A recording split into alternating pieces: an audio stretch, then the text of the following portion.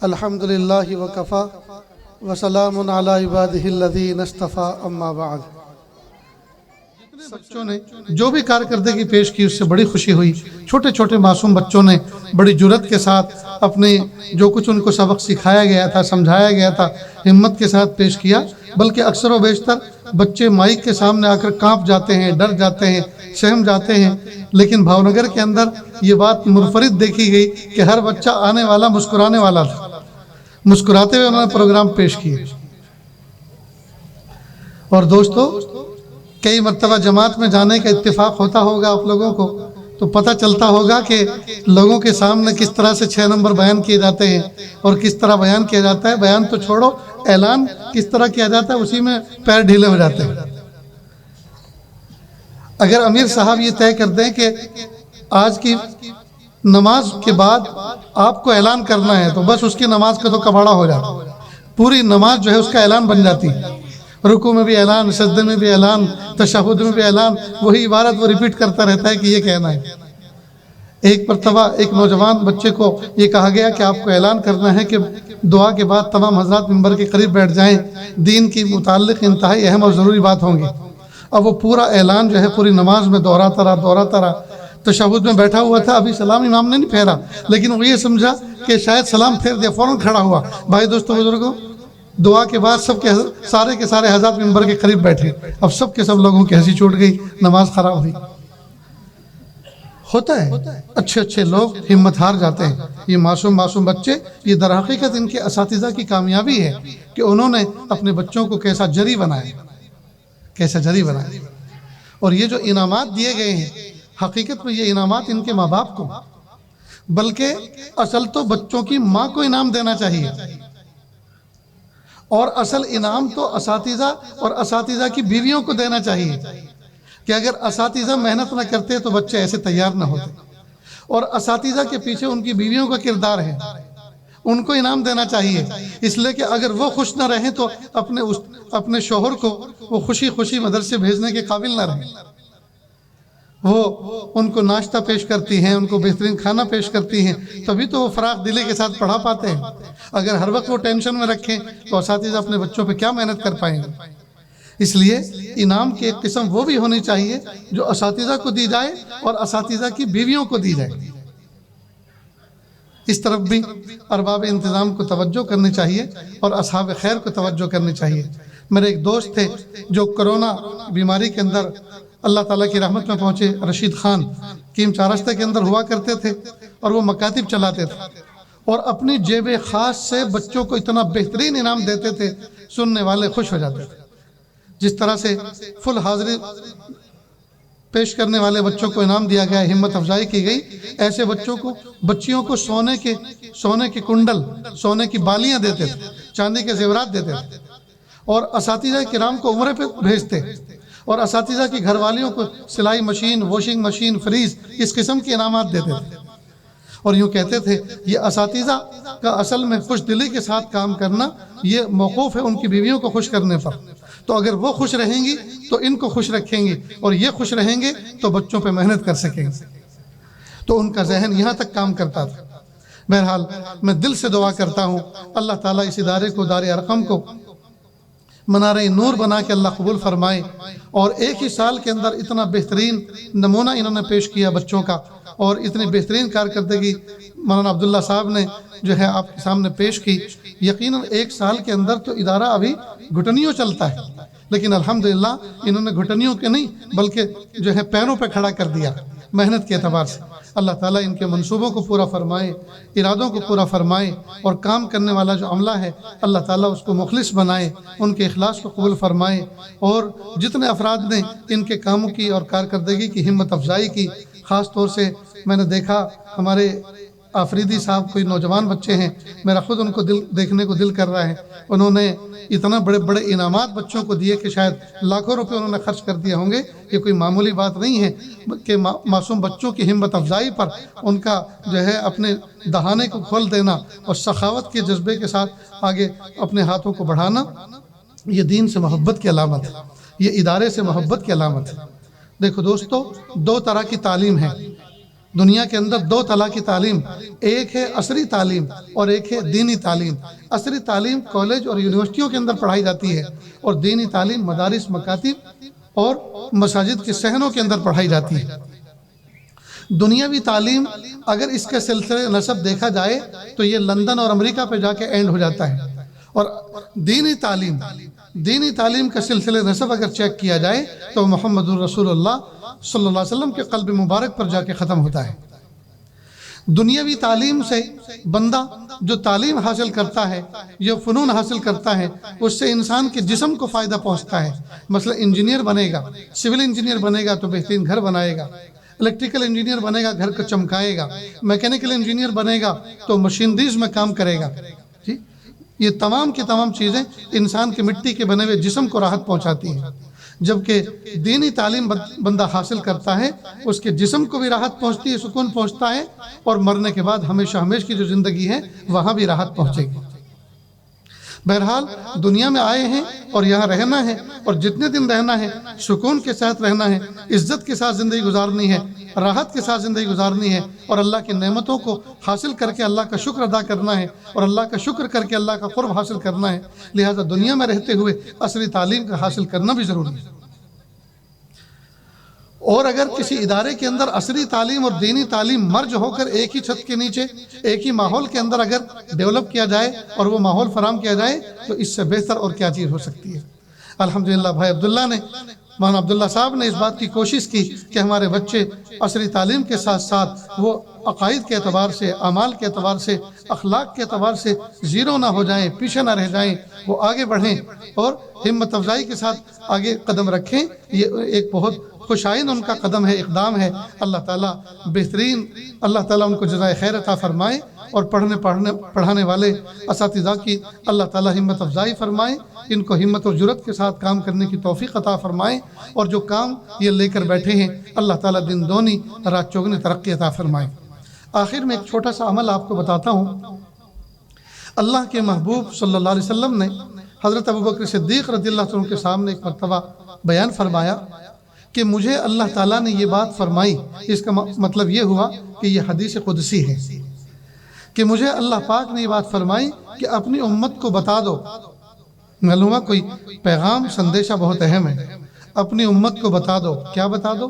کہ جو شخص صبح میں 10 مرتبہ، شام کو 10 مرتبہ اور رات کو 10 مرتبہ لا حول ولا قوت الا باللہ، بس اتنا، علی العظیم نہیں، بس اتنا، لا حول ولا قوت الا باللہ پڑھے گا تو صبح میں پڑھے گا میرے غصے سے بچے گا۔ اللہ فرما رہے جو بندہ صبح میں پڑھے گا تو میرے غصے سے بچے گا، شام کو پڑھے گا یعنی مغرب سے پہلے، یہ شام ہے، شام کو پڑھے گا تو شیطان کے دھوکوں سے بچے گا، اور رات کو پڑھے گا، مغرب کے بعد رات ہو جاتی ہے، رات کو پڑھے گا تو رات کے فتنوں سے بچے گا۔ اب دیکھیے 10 مرتبہ پڑھنا ہے، یہ آدھی منٹ کا بھی عمل نہیں ہے، لیکن فضیلت کتنی ہے۔ صبح کو پڑھے گا تو میرے غصے سے بچے گا۔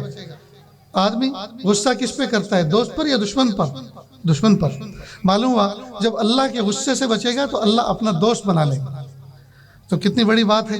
اللہ اپنی ناراضگی ختم کر دیں گے، اپنا دوست بنا لیں گے، اللہ کے غصے سے بندے کی حفاظت ہوگی۔ شام کو پڑھے گا تو شیطان کے دھوکوں سے بچے گا۔ دھوکہ آدمی بیوقوف کھاتا ہے، عقل مند نہیں۔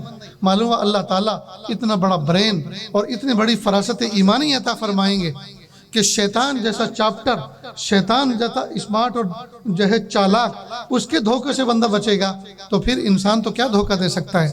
معلوم اللہ تعالیٰ فراست ایمانی عطا فرمائے، اور فرمایا رات کو پڑھے گا تو رات کے دھوکوں سے، رات کے فتنوں سے بچے گا۔ رات اپنے اندر بہت سارے فتنے لیے ہوئے، آدمی سوتا ہے باعزت اور کئی مرتبہ اٹھتا ہے بے عزت۔ پتہ چلا جوان بیٹی بھاگ گئی، تکیے کے نیچے سے پرچہ ملا جس میں لکھا تھا مجھے ڈھونڈنا مت ورنہ ڈھونڈتے رہ جاؤ گے، میں نے اپنی زندگی کا فیصلہ کر لیا ہے۔ اب بتائیے باعزت ماں باپ محلے میں نکلنے کے قابل بھی نہیں رہتے، سر اٹھا کے چلنے کے بھی قابل نہیں رہتے اگر بیٹی ایسا کام کر دے۔ کئی مرتبہ سوتا ہے آدمی امیر اور اٹھتا ہے فقیر بن کر، ویئر ہاؤس میں آگ لگ گئی، کیش رکھا ہوا تھا، کسی پارٹی کو دینا تھا، کوئی معاملہ تھا، اس میں آگ لگ گئی، تو رات کو سویا امیر بن کر اور صبح کو اٹھا فقیر بن کر، تو رات اپنے اندر فتنے لیے ہوئے۔ تو رات کو پڑھے گا تو اللہ رات کے فتنوں سے حفاظت فرمائے۔ تو کتنا سا عمل ہے، لیکن دوستو اس کی فضیلت کتنی بڑی ہے، تو کریں گے نا انشاءاللہ۔ اس کے علاوہ دوستو لا حول ولا قوت الا باللہ کا عمل، اللہ کے محبوب صلی اللہ علیہ وسلم فرمایا کنز من کنوز اللہ، یہ اللہ کے خزانوں میں سے خزانہ ہے۔ اللہ کے خزانوں کی اگر چابی مل جائے یا اللہ کا کوئی خزانہ مل جائے تو ہم سے بڑھ کر خوش قسمت اور کون ہو سکتا ہے۔ جب بھی کوئی پرابلم آئے، چاہے کوئی پیپر ورک کی کوئی پرابلم ہو، کوئی اپروول کی پرابلم ہو، یا کوئی معاملات ہوں، یا کوئی اور ٹینشن ہو، کوئی الجھن ہو، کوئی رشتے ناطے کا معاملہ ہو، بچوں کی نافرمانی ہو، یا کوئی ستا رہا ہو، تکلیف دے رہا ہو، یا کوئی لے کے دبا رکھا ہو، دے نہ رہا ہو، یا خواہ کی چکر کٹواتا ہو اور جھوٹے سچے وعدے کرتا ہو، کوئی بھی پرابلم ہو، آپ ایک تصویر روزانہ رات کو سونے سے پہلے اول آخر ایک مرتبہ درود ابراہیم پڑھ لیں اور لا حول ولا قوت الا باللہ کا اہتمام کریں، انشاءاللہ اللہ تعالیٰ آپ کو اسٹیمنا عطا فرمائیں گے، آپ کو اندر سے موٹیویٹ کر دیں گے، اللہ تعالیٰ آپ کو ہمت اور جرأت عطا فرمائیں گے۔ یہ بڑی فضیلت دوستو انشاءاللہ ملے گی۔ مجھے امید ہے کہ یہ باتیں میری ماں بہنوں نے بھی سنی ہوں گی، آپ تمام حضرات نے سنی۔ آج کی مبارک رات ہے، جی مبارک رات ہے۔ اس رات سے متعلق بس اتنا سمجھ لیں، اللہ کے محبوب صلی اللہ علیہ وسلم سے ایک مرتبہ عائشہ صدیقہ رضی اللہ تعالیٰ عنہ نے پوچھا، میرے محبوب صلی اللہ علیہ وسلم آپ یہ بتائیے کہ آپ کی زندگی میں سب سے کٹھن اور سب سے کڑا دن کون سا گزرا؟ تو محبوب صلی اللہ علیہ وسلم نے گردن جھکائی، سر اٹھایا اور پھر فرمایا یا عائشہ لا اشکو، یا عائشہ لا اشکو، اے میری عائشہ میں کچھ شکوہ نہیں کرتا، آپ نے پوچھا ہے تو بتا رہا ہوں۔ طائف کے میدان میں جو میرے پیچھے اوباش نوجوان لگ گئے تھے، جنہوں نے مجھے پتھر مار مار کے زخمی کیا تھا اور میری جو وہاں توہین کی گئی تھی، وہ تکلیف میں آج بھی بھولا نہیں ہوں۔ اندازہ کریں کہ کتنی تکلیف آقا صلی اللہ علیہ وسلم کو طائف کے میدان میں ملی ہوگی کہ اس کو مدینہ طیبہ کی زندگی میں بھی بھولے نہیں تھے۔ مالیگاؤں کے اندر ایک شاعر ہے، ایک مرتبہ میرا وہاں جانا ہوا، اس نے اشعار پڑھے، اس نے جو شعر کہا پوری نعت پڑھی، لیکن مجھے لگتا ہے کہ وہ جو شعر ہے جو میں سنانے جا رہا ہوں آپ کو، اللہ تعالیٰ شاید اسی پر اس کی مغفرت فرما دیں۔ اس نے عجیب شعر کہا، اپنی قسمت پہ بہت پھوٹ کے روئے پتھر، اپنی قسمت پہ بہت پھوٹ کے روئے پتھر، دامن محبوب کو جو خون میں تر تر دیکھا۔ یعنی جب پتھر محبوب کو لگے اور لگنے کے بعد محبوب کو چوٹ لگی، زخم لگا، وہ نیچے گر گئے، تو پتھروں نے اپنی قسمت پر رونا شروع کیا، ہائے ہم کیوں پتھر بنائے گئے، ہم کیوں پتھر بنے، کہ ہم پتھر بنے تو ہمیں کسی نے اٹھا کے مار دیا نا، تبھی تو خون نکلا محبوب کو۔ اپنی قسمت پہ بہت پھوٹ کے روئے پتھر، دامن محبوب کو جب خون میں تر تر دیکھا۔ جب محبوب صلی اللہ علیہ وسلم اس حال سے گزرے، بس اس واقعے کے کچھ ہی دن کے بعد، کچھ ہی وقت کے بعد واقعہ معراج پیش آیا۔ اور کیوں پیش آیا؟ محبوب نے سیرت کی کتابوں میں یہ تو لکھا ہے کہ محبوب کی پنڈلیاں زخمی ہو گئی تھی اور نالین مبارک خون سے تر ہو گئے تھے، اور محبوب اپنے خون کو صاف کر رہے تھے کہ یہ زمین پہ گرنے نہ پائے، اس لیے کہ جس نبی کا خون دھرتی پہ گر جاتا ہے پھر اس علاقے پر عذاب آتا ہے۔ وہ محبوب ترس کھا کے اس کو صاف کر رہے تھے کہ یہ نیچے گر گیا تو ان کی تباہی آ جائے گی۔ تو مورخ یہ تو لکھتا ہے کہ پنڈلی پہ اتنے زخم تھے اور ٹانگوں پہ اتنے زخم تھے اور جسم تار تار تھا، لیکن محبوب کے دل پہ جو زخم تھے اس کو کس نے دیکھا تھا؟ اس کو تو کوئی نہ لکھ سکا، اس کو تو کوئی بیان نہ کر سکا، اس کو تو اللہ ہی جانتے تھے کہ محبوب کے دل پہ کتنے زخم تھے۔ تو محبوب صلی اللہ علیہ وسلم کو پیارے اللہ نے اپنے پاس معراج میں بلایا تاکہ ان زخموں پر مرہم پٹی کی جا سکے، محبوب کو جنت کی سیر کرا کے اس کا درما کیا جا سکے، اس دکھ اور درد کا درما کیا جا سکے جو دکھ درد طائف کے میدان میں لگے تھے۔ چنانچہ محبوب صلی اللہ علیہ وسلم بالکل حرم مکہ میں مسجد حرام سے لگ کر ام ہانی رضی اللہ عنہ کے مکان میں آرام فرما رہے تھے، جبریل امین آئے اور تلووں کو بوسہ دیا۔ محبوب کو یوں کر کے نہیں اٹھایا، تلووں کو بوسہ دیا، محبوب اٹھے۔ کسی شاعر نے بہت پیارا شعر کہا، جنت میں نہ جنت کی گلیوں میں دیکھا، مزہ جو محمد کی تلیوں میں دیکھا۔ تلووں کو بوسہ دیا تھا نا، یہ شعر کہا۔ محبوب کو بلایا گیا۔ ابھی میں 3 ہفتے پہلے مسجد اقصی فلسطین گیا تھا اللہ کی توفیق سے، قبلہ اول میں، تو ہمارے جو وہاں قائد تھے عماد الدین، فلسطینی شخص تھے اور بہت بہترین تاریخ پر اور سیرت پر نظر رکھتے تھے۔ انہوں نے قبۃ الصخرہ، وہ سنہری ڈوم ہے جس کے نیچے سے معراج پر گئے تھے، وہاں اس کے ارد گرد ایک مسجد بنا دی گئی. وہ چٹان اللہ حالی آج بھی اسی طرح ہے جیسی محبوب کے زمانے میں تھی. اس کے ارد گرد مسجد کا احاطہ بنا دیا ہے. ہم نے عصر کی نماز پڑھی تو وہ قبلے کی دیوار سے لگ کر بیٹھ گئے ہماری طرف اور پوچھا کہ اللہ کے محبوب صلی اللہ علیہ وسلم کو جو مکہ مکرمہ سے براق پر بٹھا کر یہاں تک لایا گیا اور یہاں سے پھر آپ صلی اللہ علیہ وسلم کی معراج ہوئی، تو یہ معراج کعبے سے کیوں نہیں کرا دی گئی؟ یہ مدینہ سے کیوں نہیں کرا دی گئی؟ یہ طائفی سے کیوں نہیں کرا دی گئی؟ یہ محبوب کے گھر سے کیوں نہیں کرا دی گئی؟ یہاں کیوں بلایا گیا؟ ہمارے پاس اس کا کوئی جواب نہیں تھا. تو انہوں نے بتایا کہ اصل میں اسی کے بالکل سیدھ میں سامنے جنت کا دروازہ ہے، اس لیے یہاں سے سیدھا اوپر راکٹ کی طرح سیدھا اللہ کے محبوب صلی اللہ علیہ وسلم کو عروج اور معراج کرائی گئی. اللہ اکبر. جیسے کعبۃ اللہ کے ٹھیک بالکل اوپر بیت المعمور ہے جس کا طواف فرشتے کرتے ہیں، اور ایک مرتبہ جس کی باری آ جائے زندگی میں پھر اس کی کبھی باری آنے والی نہیں، کراؤڈ کی وجہ سے. ایسے ہی ٹھیک بالکل قبۃ الصخرہ اسی چٹان کے سیدھا اوپر جنت کا دروازہ ہے، اور وہی محشر قائم ہوگا اور وہی منشر ہوگا، وہی حساب کتاب ہوگا، محشر ہوگا، اور وہیں سے پھر جنت و جہنم کے فیصلے ہوں گے. بہرحال تو محبوب کو وہاں لے جایا گیا. اس کو ایسے مثال سے سمجھے جیسے اللہ نہ کرے کسی شہر میں فساد ہو جائے، قومی فسادات ہو جاتے، اللہ نہ کرے اس طرح کے حالات بنے، ہمارے ملک میں سکون و شانتی بنی رہے، کئی فساد ہو جائے. اب بھائی کو پتہ چلے میرے بھائی کا گھر جل گیا، کاروبار ختم ہو گیا، تو بھائی کو فون کرتا ہے، بھائی جان بچی لاکھوں پائیں، پلیز آپ کسی طرح سے بائی ایئر چاہے آ جاؤ ہمارے پاس، انشاءاللہ اللہ تعالیٰ پیسہ تو مال تو ہاتھ کا میل ہے، یہ تو پھر اللہ پاک عطا فرما دیں گے، جان بچ گئی آپ آ جاؤ.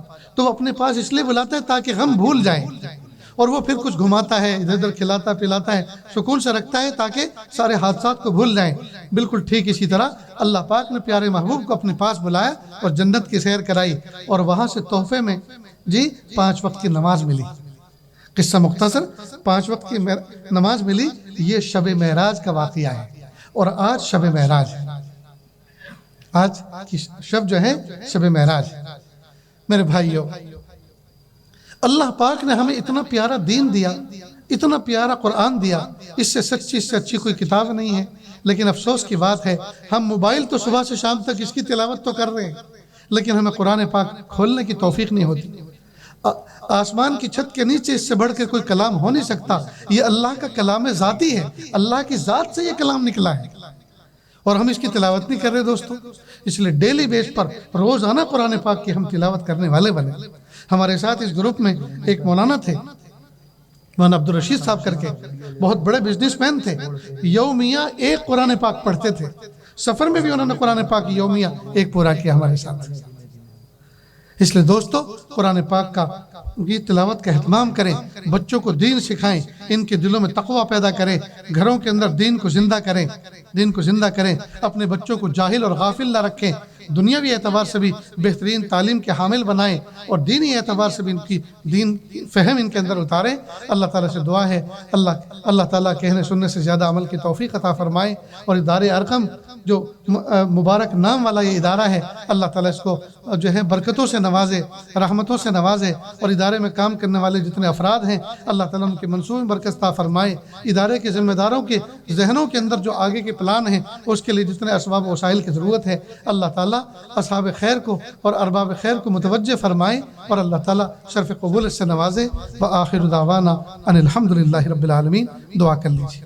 دعا سے پہلے میں چاہتا ہوں، آپ نے دیکھا ہوگا کہ گائے بھینس پالنے والے ان کا دودھ لینے سے پہلے ان کے بچوں کو گائے اور بھینس کے سامنے پیش کرتے ہیں. تو بھینس اور گائے اپنے بچڑے کو دیکھتی ہیں تو ان کی ممتا جوش میں آتی ہے، اس کو سونگھتے ہیں، اس کو چاٹتے ہیں، اور وہ گائے کا بچہ یا بھینس کا بچہ اس کے تھنوں میں لگ جاتا ہے تو ماں کی ممتا جوش میں آتی ہے اور سارا دودھ ریلیز کر دیتی ہے تھنوں میں. مالک جب دیکھتا ہے کہ اس کے تھن بھر گئے ہیں دودھ سے، اس کو بچے کو ہٹاتا ہے، اس کو دوسرے دیتا ہے اور بقیہ دودھ اپنے برتن میں نکال لیتا ہے. ہم تھوڑی سی دیر کے لیے آنکھوں کو بند کر کے اللہ کا ذکر کر لیں، اس کے بعد انشاءاللہ دعا کریں تاکہ اللہ کی رحمت جوش میں آ جائے. آنکھوں کو بند کر لیں، سر کو جھکا لیں، دنیا اور دنیا میں جو کچھ ہے اس سے ہٹ کے اللہ کی یاد میں ڈوب جائیں. نیت کریں اللہ کی رحمت آ رہی ہے، میرے دل میں سما رہی ہے، میرے دل سے گناہوں کی ظلمت و سیاہی دور ہو رہی ہے، میرا دل کہہ رہا ہے اللہ اللہ اللہ۔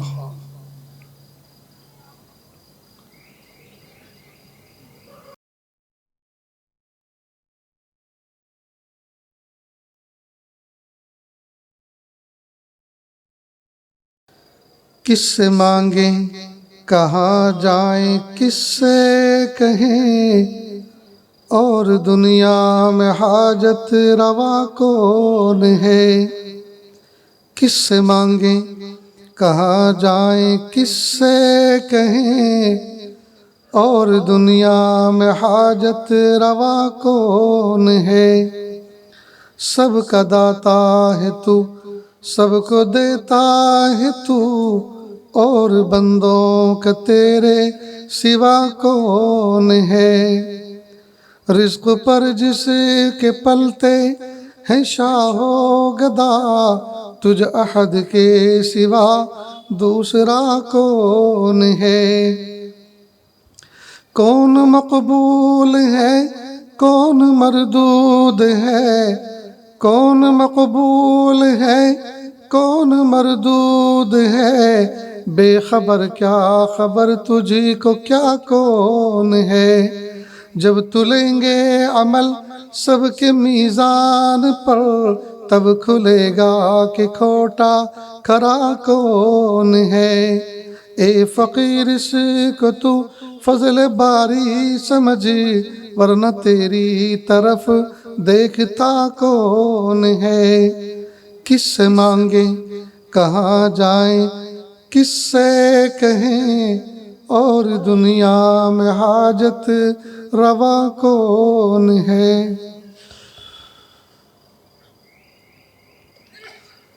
لا الہ الا اللہ سبحان الملک الاعلی الوہاب۔ ہاتھ اٹھا لیجیے، دعا کر لیں۔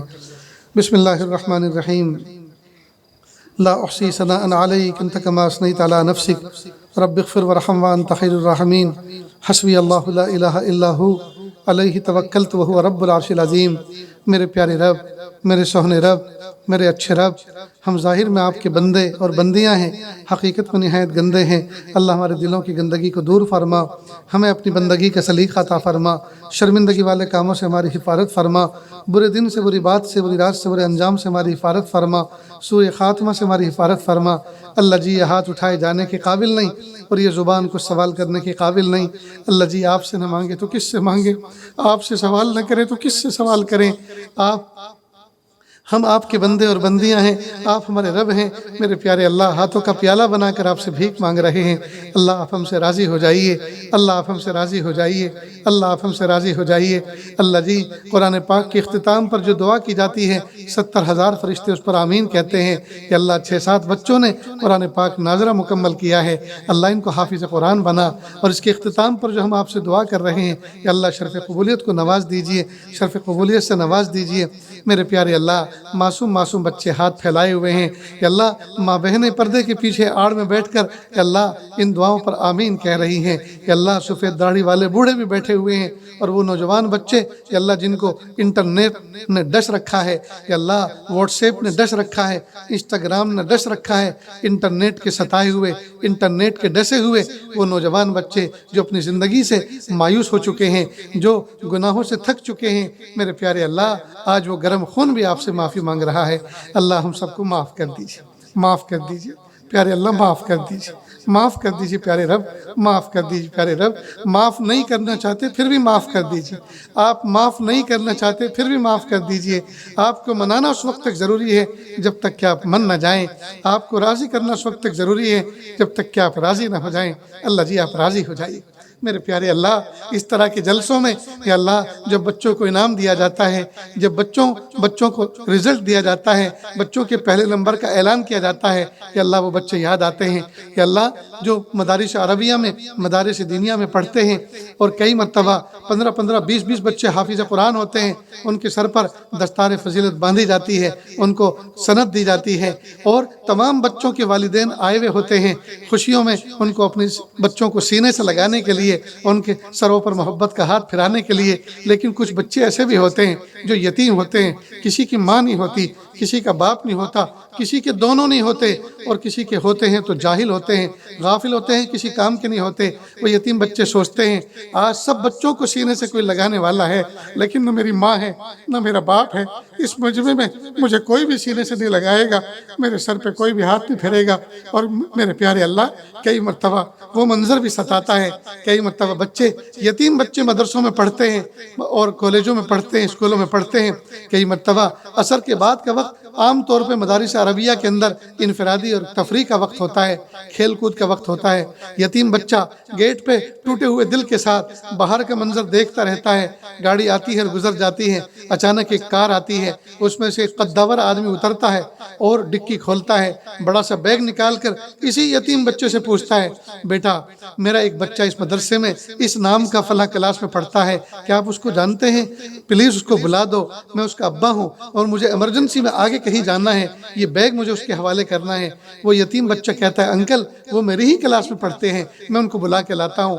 وہ دوڑتے ہوئے جاتا ہے اور وہ یہی یتیم بچہ کہتا ہے بھائی جان آپ کے ابو آپ کے لیے کچھ تحفہ لے کر آئے ہیں اور وہ گیٹ پہ آپ کا انتظار کر رہے ہیں، جلدی چلو۔ وہ بچہ کھیل رہا ہوتا ہے، ہاتھ جھاڑ کے تیزی سے دوڑتا ہے، باپ اپنے بچے کو دوڑتے ہوئے آتے ہوئے دیکھ کر اس کا دل ہرا ہو جاتا ہے، اس کو سینے سے لگاتا ہے، سر پہ ہاتھ پھراتا ہے، پھر بیگ اس کو سنبھالتا ہے، اس کے ہاتھ میں دیتا ہے، کہتا ہے بیٹا امی نے 5 جوڑی کپڑے پریس کر کے دھو کر آپ کے لیے بھیجے ہیں اور آج کا گرم گرم کھانا بھی ٹفن میں بھیجا ہے اور 1 مہینے کا ناشتے کا سامان بھی بھیجا ہے، اور لو بیٹا یہ 1000 روپے جب کبھی ختم ہو جائیں اپنے استاد کے فون سے فون کر دینا، میں آ کے دے کے جاؤں گا۔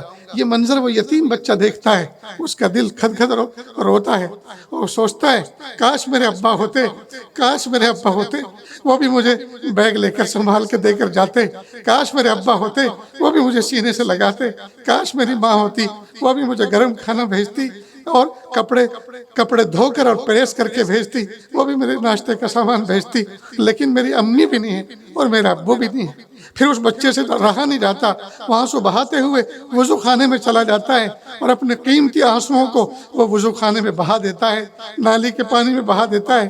اے میرے پیارے رب اس یتیم بچے کے سونے اور چاندی اور ہیرے جواہرات سے زیادہ قیمتی آنسوؤں کا واسطہ اللہ ہم سب کی مغفرت فرما دیجیے، اللہ ہم سب کی مغفرت کر دیجیے، امت کی بگڑی بنا دیجیے، امت کی بگڑی بنا دیجیے۔ میرے پیارے اللہ، یا اللہ امت کے امیروں کو مدرسوں کے اندر فجر کی نماز پڑھنے کی توفیق عطا فرمائیے، وہ جا کے دیکھیں کون بچہ ایسا ہے جس کے جسم کے اوپر پھٹے ہوئے کپڑے ہیں، کون بچہ ایسا ہے کہ ٹھنڈی کے موسم میں سارے بچے سویٹر پہنے کھڑے ہیں اور یہ یتیم بچہ مسکین بچہ ٹھٹر رہا ہے اور کانپ رہا ہے، یہ آخر کیوں؟ اور اس کو سینے سے لگائیں، اس کے سر پہ ہاتھ رکھیں اور اس کو کسی مال میں لے کر اس کو بھی سویٹر دلوائیں، اس کو بھی موزے دلوائیں۔ اللہ امیروں کے دل میں الہام کر دیجئے، وہ مدارس کے اندر جا کر بچوں کی فہرست معلوم کریں کون بچہ ایسا ہے جس کے پاس نئی کپڑے نہیں ہیں، نئی موزے نہیں ہیں، قلم اور دوات نہیں ہیں، کاپی اور کاغذ نہیں ہے اور اس کے پاس کتاب نہیں ہے، سلیبس کی کتاب نہیں ہے۔ اے میرے پیارے اللہ، میرے پیارے اللہ امت کے امیروں کو الہام کر دیجئے، وہ اپنی دولت کا دہانہ کھول دیں اور ایسے بچوں کو سینے سے لگا لیں اور سال سال بھر کی کفالت کی ذمہ داری لے لیں۔ میرے پیارے اللہ جس ادارے کے، جس اسکول کے، جس دار ارقم اکیڈمی کے یا اللہ اسٹیج پر بیٹھ کر آج ہم یہ پروگرام دیکھ رہے تھے، یا اللہ معصوم بچوں کو اپنے ماں باپ کی آنکھوں کی ٹھنڈک بنا دیجئے۔ یا اللہ یہ معصوم بچے جو آج ہمارے سامنے پروگرام پیش کر کے گئے، یا اللہ کیا پتہ ان میں کل کا کوئی شیخ الحدیث ہو، کل کا کوئی امام وقت ہو، کل کا کوئی امیر المومنین ہو، کل کا کوئی سی ایم اور پی ایم ہو، کل کا کوئی ایم پی اور ایم ایل اے ہو۔ یا اللہ یہ بچے جو ان کے اندر آپ نے صلاحیتیں رکھی ہیں، یا اللہ ان صلاحیتوں کو اجاگر فرما دیجئے، بچوں کو ماں باپ کی آنکھوں کی ٹھنڈک بنا دیجئے۔ اللہ اولاد کے دکھوں سے بچا لیجئے، اللہ اولاد کے دکھوں سے ماں باپ کو بچا لیجئے۔ میرے پیارے رب، میرے پیارے رب، کتنے ماں باپ ہیں جو پھوٹ پھوٹ کے روتے ہیں۔ یا اللہ جب بچے پیدا ہوئے تھے ماں باپ نے خوشی میں عقیقے کیے تھے، مٹھائیاں تقسیم کیے تھے، بچہ پھول جیسا تھا، لیکن بچہ یا اللہ نافرمانوں کی صحبت میں رہ کر آج کانٹا بن گیا اور یہ کانٹا ماں باپ کی روح میں اور دل میں چبھ رہا ہے۔ میرے پیارے اللہ اولاد کے دکھوں سے بچا لیجیے۔ اللہ وہ بچے کتنے خوش قسمت ہوتے ہیں جو ماں باپ کے فرما بردار ہوتے ہیں اور بزنس میں، تجارت میں آگے بڑھتے ہیں، پیسے جمع کرتے ہیں، پھر اپنے بوڑھے ماں باپ کو حج پر اور عمرے پر لے کے جاتے ہیں، انگلی پکڑ کے طواف کرواتے ہیں، صحیح کرواتے ہیں، اور 9 ذی الحجہ کو میدان عرفات میں یہی بچہ اپنے بوڑھے ماں باپ سے زوال آفتاب کے بعد قدموں میں گر کے کہتا امی ابو پلیز مجھے معاف کر دو، آج اللہ کی رحمت کا دریا بہے گا.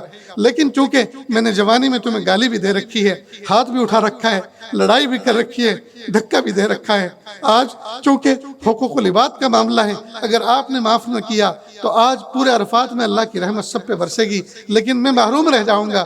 امی مجھے معاف کر دو, ابو مجھے معاف کر دو. بوڑھے ماں باپ اس کے سر پہ ہاتھ رکھتے ہیں, بیٹا ہم نے تو تجھے کب سے معاف کر دیا, تیری وجہ سے, تیرے پیسوں کی وجہ سے تو ہم یہاں تک آئے ہیں.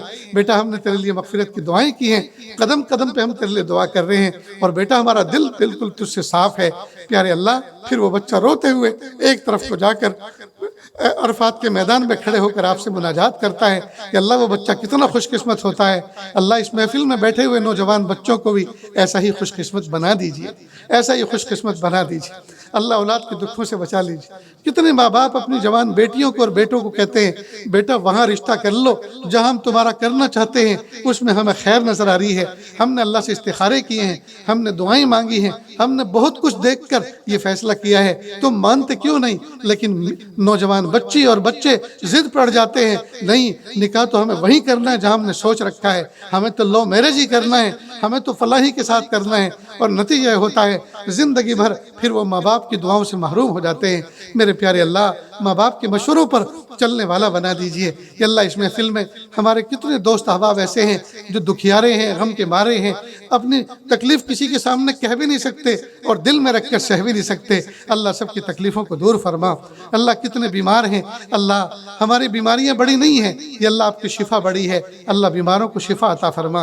یا اللہ ہمارے قرضے بڑے نہیں ہیں, آپ کے خزانے بڑے ہیں, یا اللہ قرضوں سے نجات عطا فرما. میرے پیارے اللہ, بچوں کو ماں باپ کی آنکھوں کی ٹھنڈک بنا کر قبول فرما. میرے پیارے اللہ, جو مانگا عطا فرما, جو مانگنے سے رہ گئے وہ بھی عطا فرما.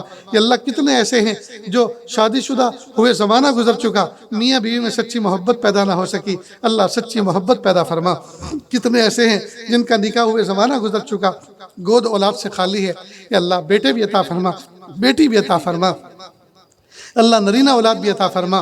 میرے پیارے اللہ, جو مانگا عطا فرما, جو مانگنے سے رہ بھی عطا فرما. وصلی اللہ تعالی علی خیر خلقہ محمد و آلہ و اصحابہ اجمعین برحمتک یا ارحم الراحمین. تمام حضرات سے ایک درخواست ہے, 2 منٹ وہ سن کر کے جائیں. یہ جتنی بھی خدمات آپ حضرات کے سامنے پیش کی ہیں, چاہے وہ مکتب کی شکل میں ہو یا نوجوانوں کے الگ الگ ایکٹیویٹیز ہوں, تربیتی کیمپ ہوں, ورکشاپس ہوں, ادر کورسز ہوں, اور بالغان کی تعلیم, علماء کرام کی ٹریننگ, ان تمام کے لیے جتنے بھی ہمارے اساتذہ دن رات اس کام میں لگے ہوتے ہیں, کوئی ریسرچ کرنے میں, کوئی سیرت پڑھانے میں, کوئی بچوں کو مکتب پڑھانے میں, کوئی حفظ کرانے میں, میں ان تمام کا تہہ دل سے شکریہ ادا کرتا ہوں. اور اس تمام کا بجٹ تقریباً 1.5 لاکھ سے زیادہ ہو جاتا ہے. ہم نے کبھی آج تک چندے کی اپیل نہیں کی ہے, لیکن کچھ ذمہ داران ایسے ہیں جو ان کا اپنا نام بھی اظہار کرنا نہیں چاہتے, لیکن جب بھی مدرسے کی ضرورت ہوتی ہے, خدمت ہوتی ہے, تو اپنے طرف سے اس کا تعاون کرتے ہیں. 33% تقریباً فیس کے ذریعے یہ پورا بجٹ کلیئر ہوتا ہے. 33% کچھ ایسے معاونین ہیں جو اپنا نام نہیں اظہار کرنا چاہتے, ان کی طرف سے ہوتا ہے, اور 33% ہر مرتبہ اللہ تعالیٰ اپنے فضل و کرم سے کروا دیتے ہیں. آج تک میرے پاس بھی اس کا لسٹ نہیں ہے کیسے ہوا ہے, تو آپ تمام حضرات سے درخواست ہے کہ اس میں بھی تعاون کریں. اللہ تعالیٰ جتنے بھی معاونین ہیں ان کو اس کا بہترین بدلہ عطا فرمائیں. دودھ کولڈ ڈرنک کا بھی انتظام کیا ہے, اس کو پی کر کے جائیں. کچھ حضرات ایسے ہیں جن کا میں نام نہیں لے پایا ہوں, جیسے مومن ینگ گروپ ہیں, وہ کئی مرتبہ ان سب نوجوان کاموں کی فکروں کے اندر ساتھ میں ہوتے ہیں. عارف بھائی مومن ہے, یحییٰ بھائی مومن ہے, ایسی کئی الگ الگ گروپ سے بھاؤنگر کے جن کا میں نام نہیں لے پایا ہوں. اللہ تعالیٰ ان کو بھی اس کا بہترین بدلہ عطا فرمائے, آپ کی حاضری کو قبول فرمائے. جزاکم اللہ و حسن الجزا.